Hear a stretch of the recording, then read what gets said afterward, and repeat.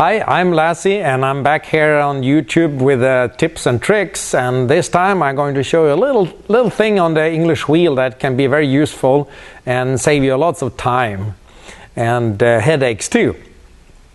So normally the English wheel, when we're using the English wheel, we have the touching point in the center of the wheel, but I came up with a little idea there that I actually saw somebody else using, so I put that little shim in here on one side. So that means that I'm tilting the lower wheel and I have the touching point all the way to the edge. So sometimes when we make a bead in the bead roller, if the student or me doesn't hold it in level in the bead roller, so we're holding it up a little in an angle, then we can get a little mark here. So to fix that, if you do that with a hammer and a dolly, you're going to get some small dings, and then you must take care of that because you're stretching it a little there with the dings, and you need to grind that and smooth that out.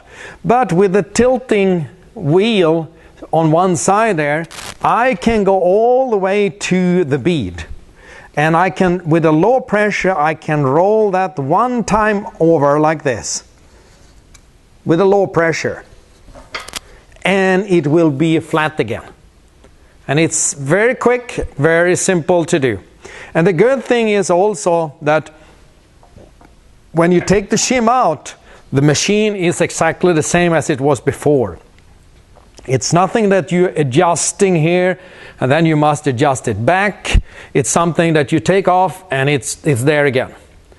You can also use this for another purpose. Normally I always tell the student and people to hold your hands like this, so it's parallel when you're standing in the wheel, so the arms is the same length. This time it's the only one time I allow you to hold your hands like this. And what we can do, I can bend it there because I have the shim in the machine, so it's touching all the way to one side, and then I can roll this like this, and in the same time lift up my hand like that. So I have used more pressure there and less like that. So you can make a peak that goes in a curve. And you can do this on a convex shape too. This was a flat piece, but you can do this on a convex shape as well. If you do this wrong, what you can do, you can take the shim out, adjust the pressure just a little, and you can flat that out. It's gone, and you can put the shim in, and you can do this one more time.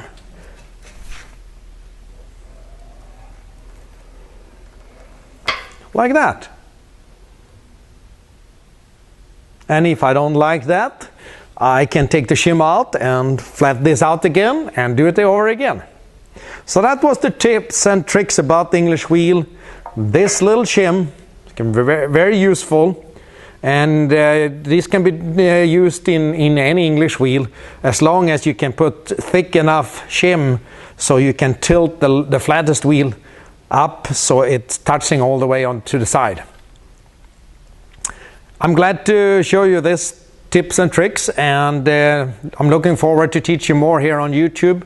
To follow me there, and also in the middle of March we're going to launch a new website, so check that out, www.lazzemetalshaping.com.